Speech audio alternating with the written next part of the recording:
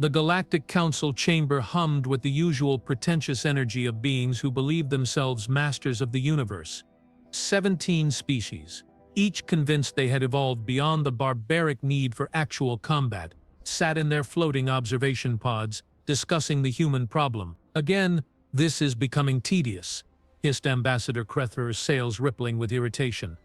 The Valkyrian diplomat had been dealing with humanity for 3 cycles now, and her patience had worn thinner than atmosphere on a dying moon. Captain Viktor Kane refuses to surrender his vessel. He claims it is his sovereign right to maintain armed presence in neutral space. Armed? Chirped Delegate Pimwick, his feathers puffing with what might have been amusement or horror. Hard to tell with avians. The Earth vessel barely qualifies as functional. Our scans indicate technology at least 400 standard years outdated. The ship runs on chemical propulsion supplemented by primitive fusion cores. Fusion cores. My hatchlings play with more advanced toys. Laughter rippled through the chamber. Polite, refined, absolutely dripping with superiority. Commander Thrace of the Ordovian Collective leaned forward in his pod, his 3 eyes blinking in sequence. Perhaps we are approaching this incorrectly. The human is alone. His ship, the Eternal Reach, is a relic from Earth's expansionist period before they… What is the term they use? Yes. Before they went dark 70 years ago. No communications, no trade, no diplomacy. Nothing. Just silence from their system. Precisely why this is so peculiar, interjected High Analyst Vorn, her crystalline form refracting the chamber's ambient light into uncomfortable patterns. One human, one ancient warship, drifting through Sector 879. When we hailed him, he responded with what our linguistics team assures me was sarcasm. Extensive sarcasm. Kreth pulled up the communication log, and Viktor Kane's weathered face appeared on the central display. Humans aged strangely, she thought. Not gracefully like Valkyrians, not stoically like Ordovians. They wore their years like battle scars, each wrinkle a small declaration of survival. This is Captain Viktor Kane of the Earth defense vessel Eternal Reach. His recorded voice echoed through the chamber. I am not surrendering my ship. I am not leaving this sector, and I would very much appreciate it if you stopped sending those adorable little probe bots to scan my hull. The hull plating is old, not deaf. I can hear them scratching around out there like metallic mice. Adorable, Pimwick squawked. Those reconnaissance drones cost more than his entire vessel. Victor's image continued, a half-smile playing at his lips. I understand you folks have rules, regulations, proper procedures and protocols. Lovely stuff, truly. But see, I have been out here for a very long time. My mission parameters were clear when I left Earth 42 years ago. Patrol, observe, report. Nobody told me to stop. Nobody recalled me. And until someone with actual authority, human authority, tells me otherwise, this is my post. The recording ended. The silence that followed was the kind usually reserved for funerals or really awkward diplomatic dinners. 42 years? Vorn's tone carried disbelief. Impossible. No species maintains solo patrol missions for that duration. The psychological toll alone would break anyone sane, Thrace finished, which raises troubling questions about Captain Kane's mental state. Kreth's tail lashed behind her. The compliance fleet suggests a simple solution. Disable his vessel, tow it to processing, decommission it properly. The human can be relocated to a Federation medical facility for evaluation. And if he resists? Asked Pimwick. Then we demonstrate why the Galactic Council maintains peace. Overwhelming technological superiority applied with minimal force. Greta's smile showed too many teeth. I have authorized Enforcer Group Talon to intercept 3 cruisers, latest generation. They will be gentle. She did not mention that gentle in military terminology was a rather flexible concept. Aboard the Eternal Reach, Viktor Kane sat in his captain's chair drinking coffee that had been synthesized from the same recycled water for longer than he cared to calculate. The ship groaned around him. Metal and composite materials expanding and contracting with temperature shifts, a song he had learned to love over 4 decades. Iris, status report, he said to the empty bridge. All systems functioning at 17% optimal capacity, replied the ship's artificial intelligence, her voice warm despite being generated by circuits that predated most Council species space programs. Hull integrity holding at 62%. Weapons systems offline. Life support adequate for 1 occupant. Coffee supplies. Victor, we really need to talk about your coffee consumption. We have been having that conversation for 20 years, Iris. I'm not stopping now. Stubborn man. You say that like it's a bad thing. Victor studied the tactical display. 3 contacts. Approaching fast. Big ones. Looks like our friends are getting serious. The enforcement cruisers will be in weapons range in 14 minutes. Iris confirmed. I should remind you that our point defense systems are functional in name only. We have 6 functioning railgun turrets out of 48, and ammunition reserves are at 11%. Enough to make things interesting. Victor, these are modern warships. Each one carries more firepower than the entire Earth fleet did when you launched. This is not a fight we can win. He took another sip of terrible coffee, savoring it. Iris, my dear, you are absolutely right. We can't win a fight. His smile widened. Good thing I don't plan on fighting. Oh no. Oh yes. Victor, the last time you said that, we ended up embedded in an asteroid for 6 months. And we survived. Didn't we? Builds character. Now open a channel to our approaching guests. The lead enforcer cruiser, the Talon's Mercy, appeared on his view screen. Its commander, a Valkyrian named Soth, looked like he had graduated military academy approximately 15 minutes ago. Shiny scales, perfectly pressed uniform, eyes full of confidence that came from never having experienced actual combat. Victor loved these types. They made everything so much more entertaining. Captain Kane, Soth began, his voice crisp and professional. By authority of the Galactic Council, I am ordering you to power down your vessel and prepare for boarding. You will be treated fairly and with respect, but resistance will be met with appropriate force. Commander Soth, is it? Victor leaned back in his chair. Nice ship you have there. Talon's Mercy. Interesting name. Tell me, has it ever actually shown mercy, or is it more of an aspirational thing? Soth's scales rippled, annoyance flickering across his features. This is not a negotiation, Captain. Power down your vessel. See, that is where we have a fundamental disagreement about the nature of our relationship, Victor said cheerfully. You think you are giving orders. I think you are making suggestions. Strong suggestions. Granted, backed by significant firepower, but suggestions nonetheless. Captain Kane, I have no desire to damage your vessel or harm you. Please do not make this difficult. Commander, I have been out here alone for 42 years. Difficult is my default setting at this point. It's basically all I have left. Victor's expression hardened slightly, the humor fading from his eyes. But let me be clear. This ship, this obsolete, barely functional, embarrassing excuse for a warship, is mine. It is my home, my duty, and I will not surrender it to anyone who is not a duly authorized representative of Earth Command. Are you a duly authorized representative of Earth Command? Earth has not responded to Council communications in 70 years. Earth Command does not exist. Prove it. Sodai clenched. Excuse me? Prove that Earth Command does not exist. Show me official documentation of dissolution. Show me surrender terms. Show me anything that officially relieves me of duty. Victor shrugged. Until you can do that, I remain on station. The Valkyrian commander's scales had shifted to an angry orange hue. You are being intentionally obstinate. I prefer creatively stubborn, but yes, essentially. Talon Group, move to intercept positions, Soth commanded, his patience clearly exhausted. Prepare tractor beams. We are bringing this Relic in whether he cooperates or not. Victor watched the 3 cruisers adjust their approach vectors, forming a perfect triangle around his position. Textbook formation. They would grab him with tractor beams, overwhelm his maneuvering thrusters, and reel him in like a particularly annoying fish. Iris, he said quietly. Remember Protocol Theta 7. The AI's voice carried distinct worry.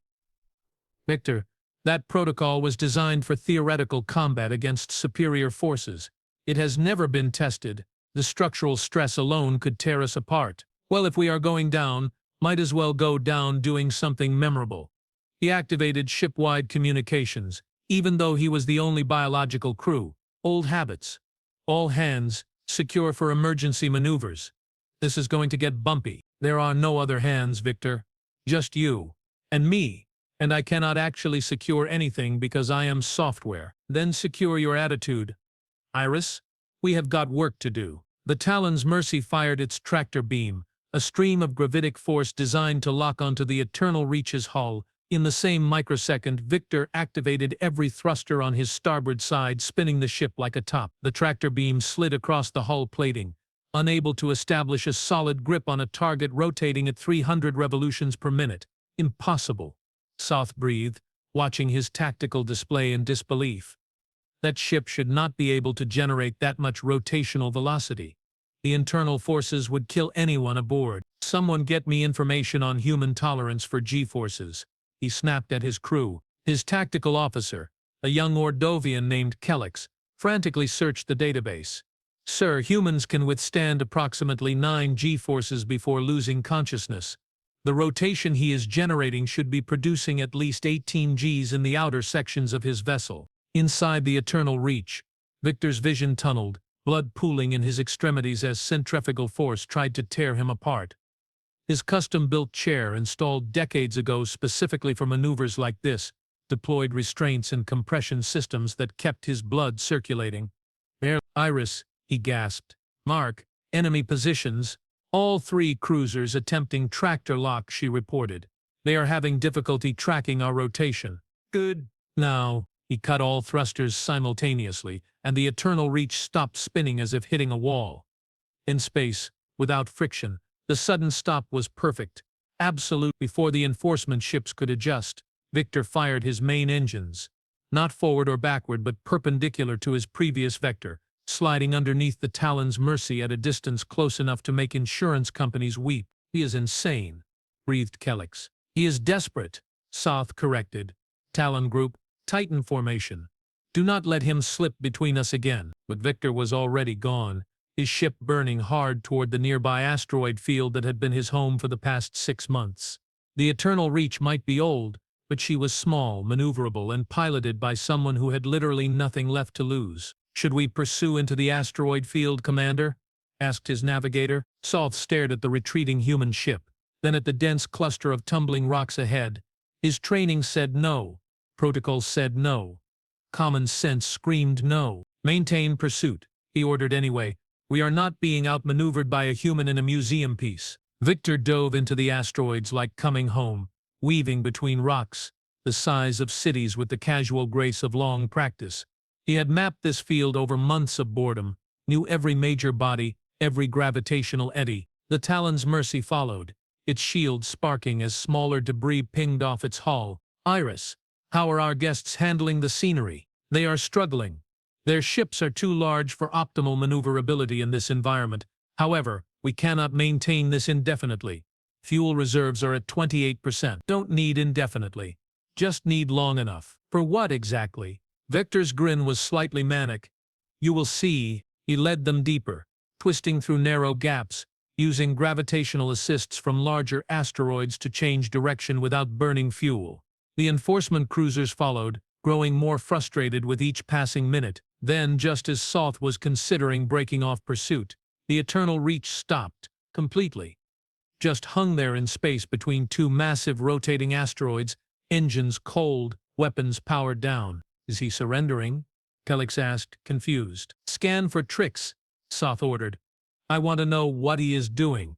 The scans came back negative. The human ship was just sitting there. Soth opened a channel. Captain Kane, are you prepared to surrender? Viktor's face appeared, looking exhausted but weirdly satisfied. Commander, I have a question for you. In all your training, all your simulations, did anyone ever teach you what happens when you wake up a sleeping giant? What are you talking about? See, you have been assuming I'm alone out here. One crazy human on one broken ship, and you are right. That is what I am. Viktor's smile turned predatory. But I'm not all that's out here. Scans show no other vessels in the system. Kelix reported. Oh, there are vessels, Viktor said softly. You just haven't been looking in the right place. Iris, wake the fleet. Throughout the asteroid field, embedded in rocks, covered in decades of dust and debris, hidden in shadows and camouflaged by time, other ships began to stir. Old ships, Earth ships, dozens of them. The Eternal Reach had not been alone on patrol. She had been the vanguard of an entire carrier group, sent out during Earth's last great expansion. When the recall orders never came, when Earth went silent, Captain Kane had done what any good commander would do. He had waited, and he had kept his fleet ready. Sothar watched his tactical display light up like a festival as power signatures bloomed across the asteroid field. Older signatures, yes. Weaker than modern vessels. Absolutely.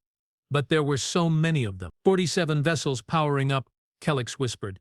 Carrier class, destroyer class, frigate class.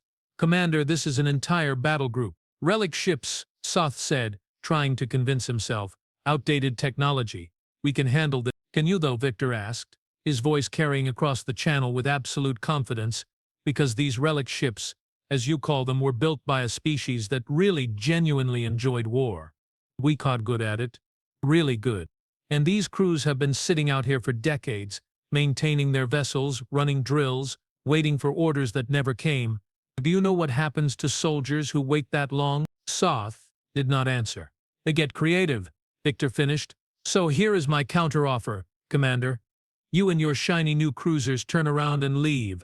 Report back to the Council that the human problem is more complicated than anticipated. Give your politicians time to contact Earth properly through diplomatic channels with respect and courtesy. Or, he gestured at the growing fleet around him, we test whether new technology beats old experience. This is an act of war, Soth managed. No, Commander, this is a polite request to respect sovereign territory from a species you assumed had rolled over and died. Viktor's expression softened slightly. Look, I get it. You have orders, pride, career concerns. But I promise you engaging this fleet will not end well for anyone. We are old, we are ornery, and we have absolutely nothing left to lose. That makes us the most dangerous thing in this sector. The standoff stretched for long seconds. Soth looked at his tactical display, calculating odds, considering options. Modern ships against antiques should be easy. But 47 antiques crewed by desperate humans, mathematics stopped being comforting. Talon Group, he said slowly. Prepare to withdraw. Sir? Kellex sounded shocked. We withdraw. This matter requires political consultation. He looked directly at Viktor through the view screen. This is not over, Captain Kane. Never thought it was, Commander. But it is over for today. Viktor offered a mocking salute. Safe travels. Do try not to hit any asteroids on your way out. The enforcement cruisers turned, burning hard back toward Council space. Viktor watched them go, then slumped in his chair, letting exhaustion wash over him. That was well executed, Iris said approvingly. Though I should mention, only 19 of those 47 ships are actually functional. The rest are essentially decoys with active power cores. They don't know that, and if they had called your bluff, Viktor considered his terrible coffee now cold, then we would have found out how good our decoys really were. But Iris, here's the thing about humans that these council species never quite understand. What's that? We are really devastatingly good at bluffing. Throughout the fleet, on 19 functioning warships, crew members stood down from combat stations. Humans who had been in cryosleep for decades awakened for emergencies just like this. Engineers who had kept dying systems alive through sheer stubborn refusal to quit. Gunners who maintained weapons that should have been scrapped generations ago. They had followed Viktor Kane into the dark, and they had waited, because that's what humans did. They waited, they endured, they survived, and when someone finally pushed them, they pushed back. The emergency session of the Galactic Council was considerably less polite than usual. Kreth's scales had gone full crimson with rage, a color usually reserved for declaration of blood feuds. 47 warships, she hissed. 47. Just sitting in that asteroid field and our intelligence detected nothing? To be fair, Vorn offered carefully, they were quite well hidden. Well hidden? They are 400 years old. They should be emitting enough radiation and degraded particles to light up every sensor in the sector. Kreth spun on High Analyst Vorn. How is this possible? The humans appear to have adapted mining-grade stealth coatings, originally designed for asteroid processing equipment, to military applications. Combined with minimal power signatures and strategic positioning within the asteroid field's natural interference, Vorn's form shimmered with what might have been respect. It is actually quite brilliant. Brilliant? It is a threat to Council authority. Thrace cleared his throat, all three eyes focusing on Kreth. Is it though? Really? One human battle group, isolated in neutral space, crewed by what amounts to forgotten soldiers. They have made no aggressive moves toward Council space. They simply refused to leave their post. They threatened enforcement vessels. After we attempted to forcibly seize their ship, Thrace countered. Was that truly necessary? Could we not have simply left them alone? Inwick's feathers ruffled. Set a dangerous precedent. That would, if we allow one species to ignore council authority, others will follow. Chaos would result. Or, suggested a new voice, we could try something radical. All eyes turned to Ambassador Lyris, representative of the Kethran Communion. She rarely spoke at council sessions, preferring to observe and analyze. When she did speak, people tended to listen, such as Kreth demanded. Talking to Earth. The chamber fell silent. 70 years of silence suggest they do not wish to talk, Bor said carefully. Or it suggests we never tried the right approach. Lyris floated forward in her pod, bioluminescent patterns flickering across her translucent skin. These humans in the asteroid field, they maintain military discipline across decades. They keep decades-old equipment functional. They remain loyal to a command structure that appears to have abandoned them. This speaks to a culture of profound dedication, or profound stupidity, muttered Pimwick. Sometimes the line is thin, Lyris admitted. But consider what we know about humanity's history. They went from chemical rockets to interstellar travel in less than 2 centuries. They colonized 12 systems despite having inferior FTL technology. They built a civilization on pure stubborn determination. And then they vanished, Kreth pointed out. Withdrew all colonies, ceased all communication, sealed their borders. Something made them stop, and I suspect it was not a friendly internal development, which is precisely why we should approach carefully, with respect, and through proper channels. These soldiers in the asteroid field may be our best opportunity to re-establish contact. Captain Kane has proven he will not be intimidated or dismissed. Perhaps we should try treating him as what he is, a representative of a sovereign species defending his territory. Thrace nodded slowly. A delegation. Formal. Proper credentials. No warships, no threats. Absolutely not, Kreth snapped. We do not negotiate with what? Lyris interrupted, her tone sharp. With humans? With soldiers doing their duty?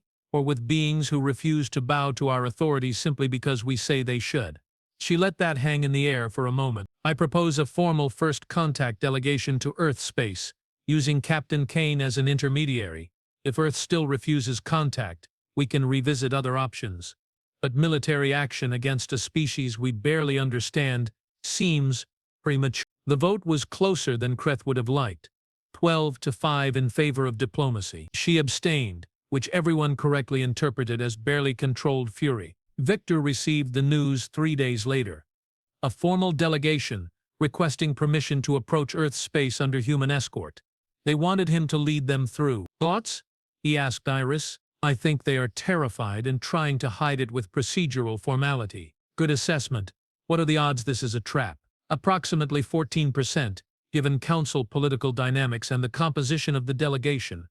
Ambassador Lyris is known for genuine diplomatic efforts, and she leads the group. Viktor studied the manifest.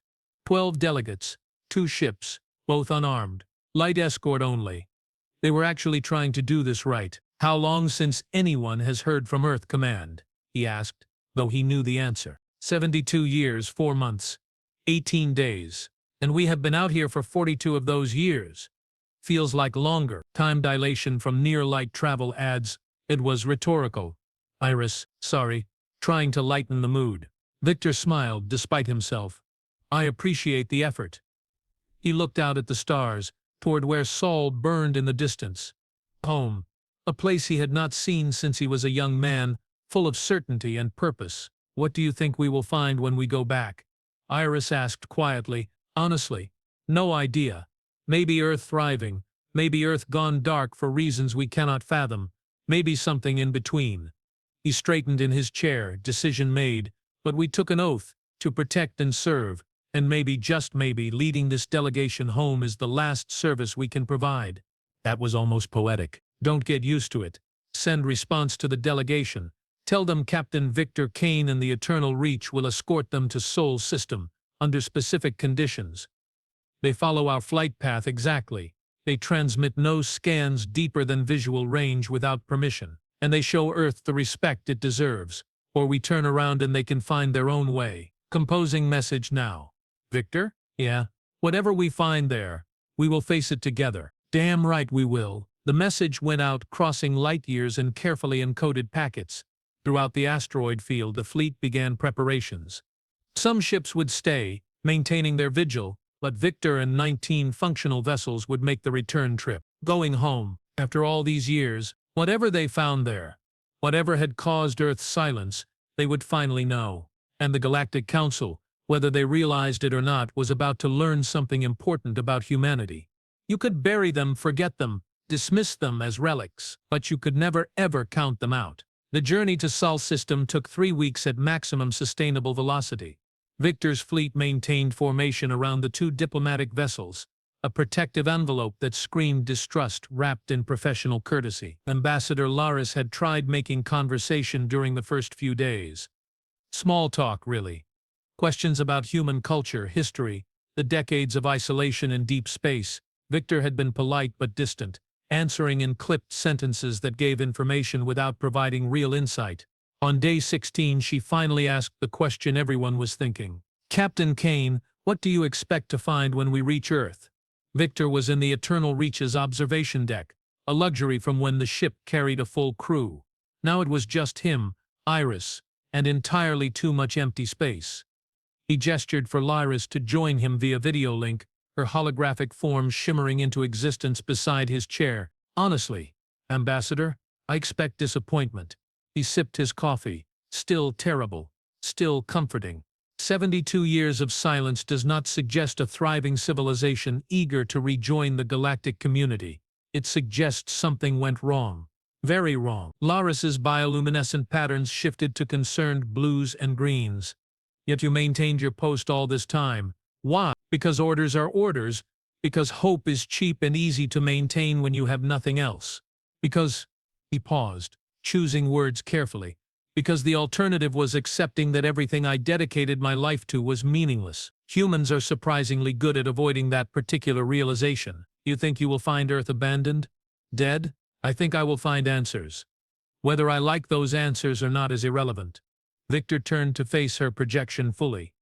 Ambassador, why are you really here? The Council could have sent demands, threats, eventually an invasion force if they were truly concerned about one battle group in neutral space. Instead, they sent you, a genuine diplomat on what amounts to a reconnaissance mission to a potentially hostile civilization. That suggests either incredible bravery or you know something we do not. Laris was quiet for a long moment, her patterns flickering through colors Viktor had learned meant deep thought. Captain, 17 years ago we detected something from Earth's system. Not a message, not a signal. An energy signature. Brief, powerful, unlike anything in our databases. It repeated 3 times over the course of a month, then stopped. We have been trying to understand it ever since. Viktor sat up straighter. What kind of energy signature? The kind that suggests either catastrophic destruction or technological advancement far beyond our current understanding. Possibly both. She met his eyes, her expression grave. The Council is divided. Some believe Earth destroyed itself. Others believe something destroyed Earth, and a few, myself included, believe Earth might have achieved something we cannot comprehend and chose isolation deliberately. You are hoping I can tell you which theory is correct. I am hoping Earth can tell us. You are simply the key to the door. No pressure then. Approximately all of the pressure, actually. Viktor laughed. Genuine amusement cutting through the tension. You know, for a galactic diplomat, you are surprisingly direct. I find humans respond better to honesty than flowery political speech. Was I correct? Absolutely. He finished his coffee, setting the cup aside. Iris, estimated time to Sol system? 4 days. 17 hours at current velocity. The AI responded. I should mention, Captain, we are beginning to receive automated beacon signals from the outer system. Standard navigation markers, last updated approximately. Oh my. Iris, you never say oh my. What is it? The beacons were last updated 6 months ago. Earth is still there. Earth is still active. The news rippled through both fleets, like an electrical current. Crew members who had steeled themselves for finding ruins instead found themselves confronting the possibility of homecoming. Diplomatic staff who had prepared for archaeological oddity suddenly faced actual first contact protocols. Viktor felt something in his chest unclench, a tension he had carried for so many years he had forgotten it was there. They are alive, he whispered. Alive and maintaining infrastructure. Iris confirmed.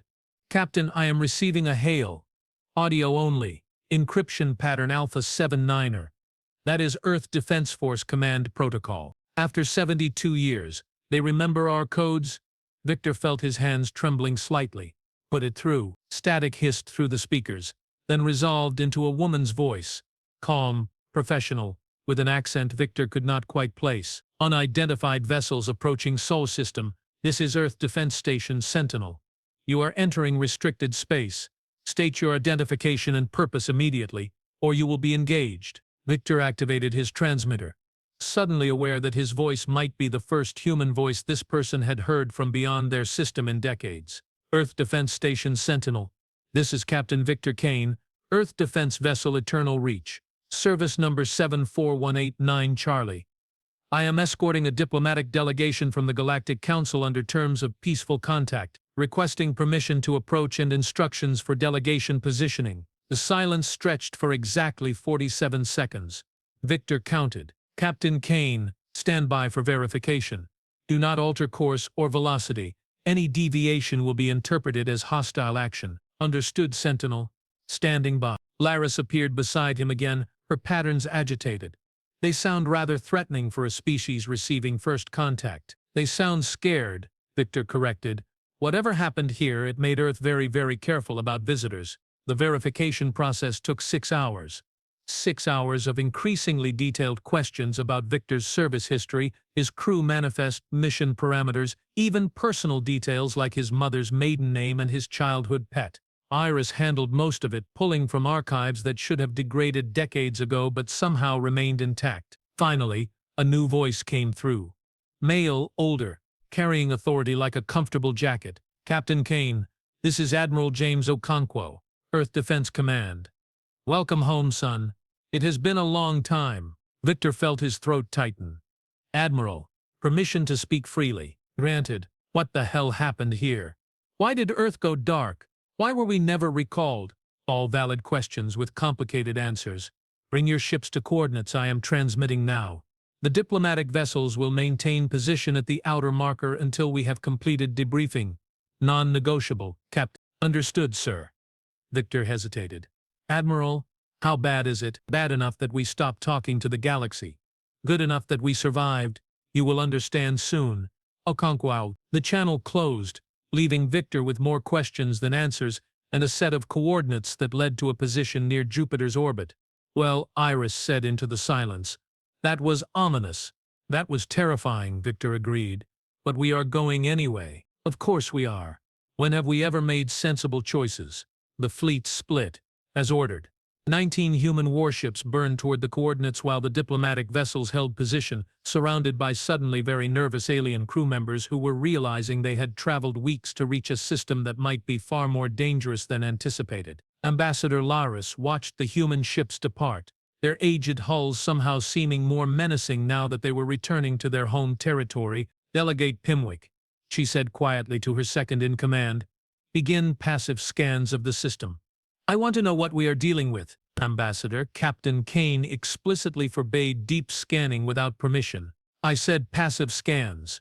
Navigation data, background radiation, stellar cartography. Nothing invasive, nothing that could be construed as hostile. But I need to understand what changed here. The scans began, and what they revealed made no sense whatsoever. Ambassador, there are structures throughout the system. Massive structures. Some appear to be orbital platforms. Others are. Pimwick's feathers went flat against his body. A fear response. Ambassador, some of these structures are larger than moons. How did we not detect these before? Because they were not broadcasting, Laris said slowly. Understanding dawning. Earth did not go silent because they were destroyed or dying. They went silent because they were building. But building what? Viktor got his answer when the Eternal Reach approached the coordinates and found Admiral Okonkwo waiting. Or rather, found what the Admiral commanded. The construct hung in space like a sleeping god, kilometers long, bristling with technology that made Viktor's aged warship look like a stone axe. It was not a ship in any traditional sense. It was a platform, a fortress, a statement rendered in metal and energy. Captain Kane, welcome to Bastion 7. Okonkwo's voice carried warmth despite the intimidating backdrop. One of 43 defensive platforms we have constructed since the silence began. Please dock at Bay 12. We have coffee waiting, and I promise it is better than whatever you have been drinking for the past 40 years. How did you know about the coffee? Son, you are military. We always know about the coffee. The docking procedure was smooth. Automated systems guiding the Eternal Reach into a bay that could have held 6 ships her size. As Viktor walked down the ramp, his legs shaky from sustained gravity after so long in space, he found himself facing a man who looked like he had fought several wars and won most of them. Admiral Okonkwo was tall, dark-skinned with gray hair cut military short and eyes that missed absolutely nothing. He saluted crisply, and Viktor returned it, muscle memory overriding exhaustion. Permission to come aboard, Admiral. Granted. And stop being so formal. You have been out in the black for 4 decades, following orders nobody remembered to give. The least I can do is offer you a chair and an explanation. Okonkwo gestured toward the interior of the station. Walk with me, Captain. They moved through corridors that hummed with power, past crew members who stared at Viktor like he was a ghost. Which, he supposed, he essentially was. 72 years ago, Okonkwo began without preamble. We made first contact with the Galactic Council. You know this part. What you do not know is what they offered us. Membership, technology exchange, access to trade networks. Yes, all of that. And in exchange, we would have to accept Council law, Council oversight, Council restrictions on our technological development and military capability. The Admiral's expression darkened. They called it cooperation. We called it colonization with extra steps. Viktor nodded slowly. So Earth refused. Earth refused loudly, which did not sit well with certain council members who believed humans should be grateful for the opportunity to join galactic society. Threats were made. Not overt, nothing provable, but clear enough. Accept our terms or face consequences. Let me guess, we chose consequences. We chose to disappear. Every colony recalled, every ship returned, every communication ceased. We made the galaxy think we had collapsed, destroyed ourselves, become irrelevant. Okonkwo stopped at a massive viewport showing the interior of the platform. Thousands of people worked below, a city in space dedicated to a single purpose. And while they thought we were dying, we were building. Building what? Exactly. Defense. Independence. The capability to tell the Galactic Council to go to hell and actually back it up. The Admiral smiled grimly. We spent 70 years advancing our technology in secret. No trade, no outside influence, just pure human stubbornness applied to engineering problems. We solved fusion energy, cracked quantum entanglement communications, developed weapons systems that would make Council ships look like toys. Viktor stared at the platform, understanding clicking into place. The energy signatures Lyris mentioned. That was you testing new technology. Weapons tests, actually, gravitic disruption cannons. They work beautifully, by the way. Absolutely terrifying yield. Okonkwo turned to face Viktor directly. Here is the situation, Captain. You brought the Council to our doorstep. Not your fault, you were following your orders, doing your duty. But now we have a choice to make. Do we reveal ourselves? Show them what we have become? Risk war? Or do we maintain the illusion? Turn them away, keep hiding? You are asking my opinion. You have been out there. You know these species. You understand the political dynamics better than anyone in this system. So yes, I am asking your opinion. What should we do? Viktor looked out at the platform, thinking about 42 years in the dark, thinking about the Council delegates waiting nervously at the system's edge, thinking about Lyris, who genuinely seemed to want peace, and Kreth, who absolutely did not. We show them, he said finally. Not everything, not all our capabilities, but enough to make it clear that Earth is not weak, not dying, not willing to accept subordination. We negotiate from a position of strength. That could provoke war. Hiding could provoke invasion if they ever discover the truth. But at least this way we control the revelation. Viktor met the Admiral's eyes. Sir, I have spent 4 decades keeping my post because I believed in what Earth represented, the right to choose our own path, the courage to stand alone if necessary. If we hide now, we betray everything those years meant. Okonkwo was quiet for a long moment, then nodded slowly. Iris, you have been listening. What is your assessment? The AI's voice came through hidden speakers. Captain Kane's analysis aligns with my strategic modeling. Controlled revelation carries 32% risk of conflict.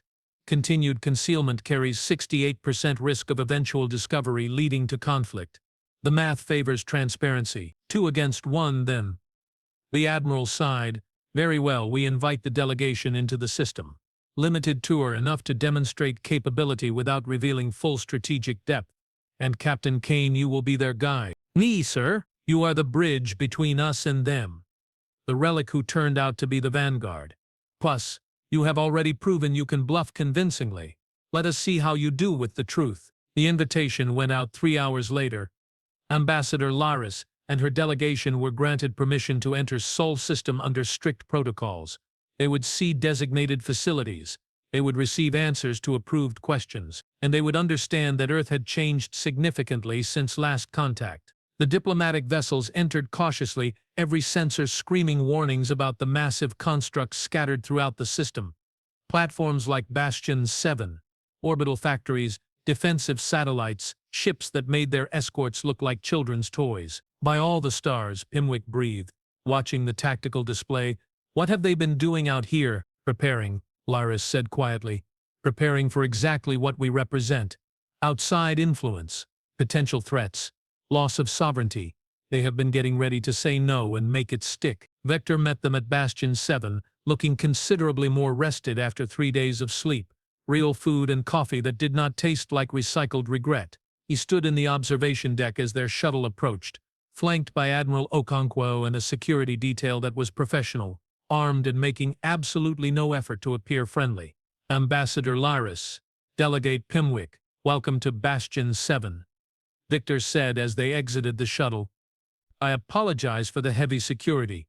Old habits from a species that takes its independence very seriously. Laris's patterns flickered rapidly, processing everything she saw.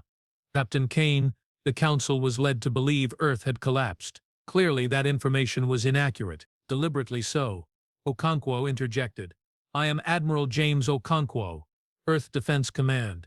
We allowed the Council to believe what was convenient for them to believe while we retched internal concerns. Internal concerns that required constructing orbital weapons platforms the size of cities, when the alternative is accepting foreign governance.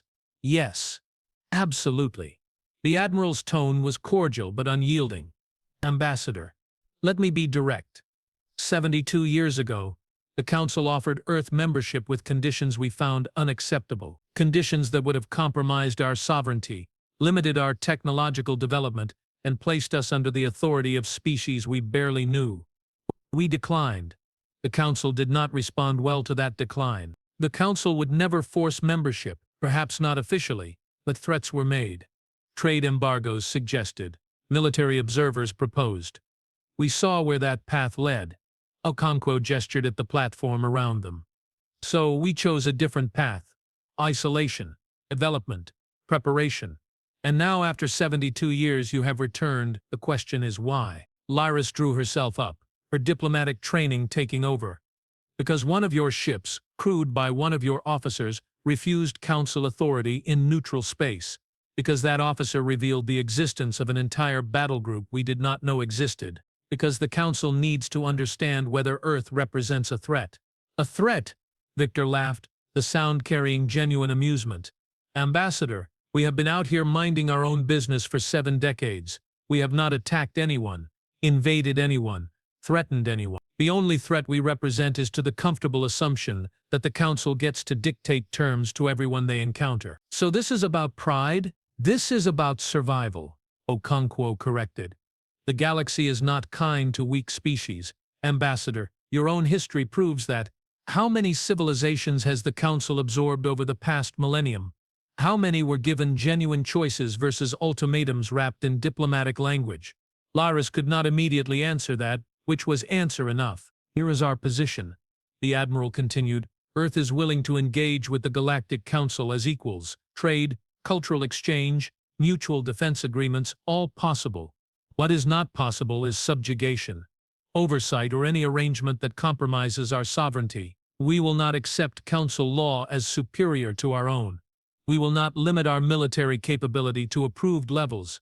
We will not become another compliant member state. You are asking for special treatment. We are demanding respect. There is a difference.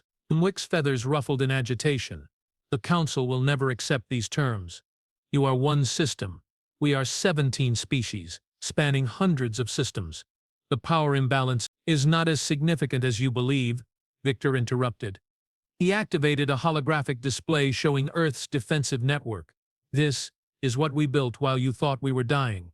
43 orbital platforms, 68 capital ships, 327 support vessels, weapons technology you do not have counters for, industrial capacity that rivals your 3 largest shipyards combined, and a population of 9 billion humans who really genuinely do not like being told what to do. The display showed weapons tests, gravitational disruption effects, tearing through simulated targets, energy weapons that ignored conventional shielding, ship designs that prioritized speed and firepower over the Council's preferred balanced approach. You are threatening war, Lyra said, her patterns shifting to alarmed reds. We are demonstrating capability. Okonkwo corrected. Ambassador, we do not want war. War is expensive, destructive, and ultimately pointless. But we will accept war before we accept subjugation. That is not a threat, it is a statement of fact. The Council has over 10,000 warships across member states, and you would have to coordinate 17 different species, each with their own political agendas, supply chains, and tactical doctrines. We are one species, unified in purpose, defending our home territory. History suggests those odds favor us more than raw numbers would indicate. Viktor watched Lyris process this, saw the calculations running behind her eyes. She was genuinely trying to find a path through this that did not end in bloodshed. What if, she said slowly, we proposed a different arrangement, not membership, but partnership?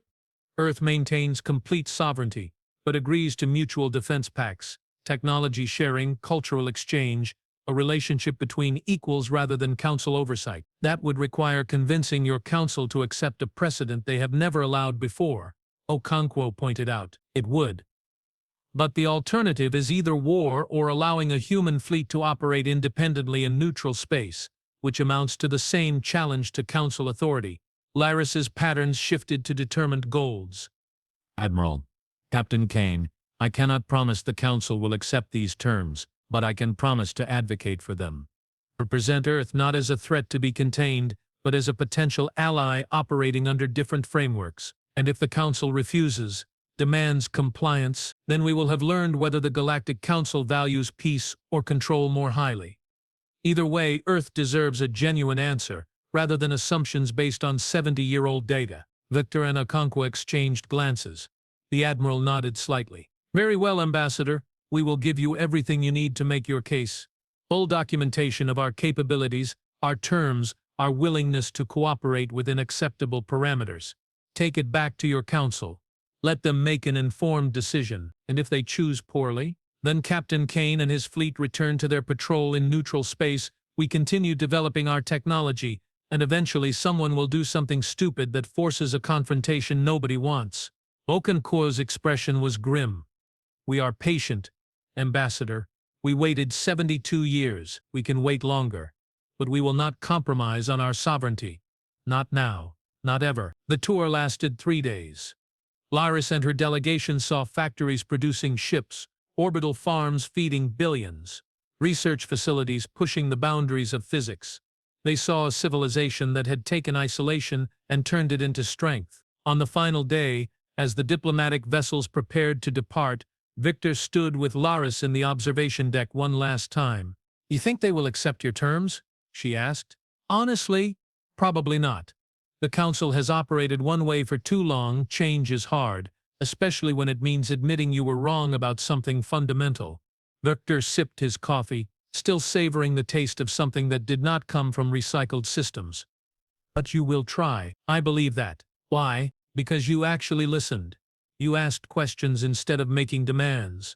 You looked at what we built and saw strength rather than threat. He smiled. That makes you dangerous, Ambassador. Dangerous to the status quo. But that is exactly what the galaxy needs right now. Flattery will not make the Council more cooperative. No, but maybe evidence will. Show them what we are. Show them what we could be as partners. and show them what we will be as enemies if they force that choice." Viktor extended his hand, and after a moment, Lyris grasped it with her own appendage. "Safe travels, Ambassador. I hope the next time we meet, it is under better circumstances." "As do I, Captain. As do I." The diplomatic vessels departed, carrying data that would either revolutionize Council policy or trigger the largest military mobilization in galactic history. Viktor watched them go, then turned to find Admiral Okonkwo beside him. "Think we just started a war, sir?" "Possibly. Or prevented one. Hard to say with these things." The Admiral clapped him on the shoulder. "Good work, Captain. Your tour is officially over. You can finally rest." "Actually, sir, I was thinking about that. My fleet is still out there in neutral space. Good people who followed me into the dark and waited. They deserve better than to sit idle while Earth debates politics. What are you suggesting? Let us return to our patrol, not as forgotten relics, but as Earth's forward presence. Ambassadors in our own right, showing the galaxy that humans keep their posts, honor their commitments, and refuse to be dismissed." Viktor's smile was sharp. "Besides, someone needs to make sure the Council does not do anything stupid while they decide." Kit Okonkwo considered this, then nodded. "Very well. Return to your fleet. Maintain your patrol. But Captain, this time you will not be alone. We will maintain communications, provide support, ensure you have what you need. No more decades of silence." "Appreciated, sir. Though I will miss the peace and quiet." "No, you will not. You are human. We do not do peace and quiet well." Viktor returned to the Eternal Reach 3 days later, his ship refueled, resupplied, and equipped with communication systems that actually worked properly. Iris had been updated, her systems enhanced while maintaining her personality. "Well," she said as they prepared to depart, "this was not how I expected the homecoming to go. Better or worse?" Different. "We came home expecting answers and got more questions. But at least they are interesting questions, the best kind." Viktor settled into his chair, feeling the familiar vibrations as the engines powered up. "Iris, plot a course back to neutral space. Let us go remind the galaxy that humans are still here, still stubborn, still utterly unwilling to disappear just because it would be convenient." Course plotted. "Viktor, do you think the Council will accept Earth's terms?" "No idea, but I know this much. They will never look at humans the same way again. We went from forgotten relics to legitimate power players in 3 weeks. That has to count for something." The Eternal Reach, along with her fleet of 19 warships, burned toward neutral space. Behind them, Earth continued its work, building, developing, preparing. Ahead of them, the Galactic Council faced decisions that would reshape the political landscape of known space. And somewhere in between, Captain Viktor Kane returned to his patrol, no longer alone, no longer forgotten, no longer a relic, just a soldier doing his job, backed by a civilization that had proven you could disappear from the galactic stage and come back stronger. They had called him the Relic. They had underestimated what relics could do when pushed. And now, one way or another, the galaxy would have to adjust to a new reality. Humanity was back, and this time they were not asking permission. 6 months later, the Galactic Council voted on Ambassador Lyris's proposal. The vote was split, contentious, marked by heated debate and political maneuvering. In the end, they chose peace. Barely. Earth became the first independent partner state, maintaining sovereignty while engaging in selective cooperation. It was a precedent that would change everything. And it all started because one captain refused to abandon his post, even when everyone assumed he had been forgotten. Some relics, it turned out, were worth remembering,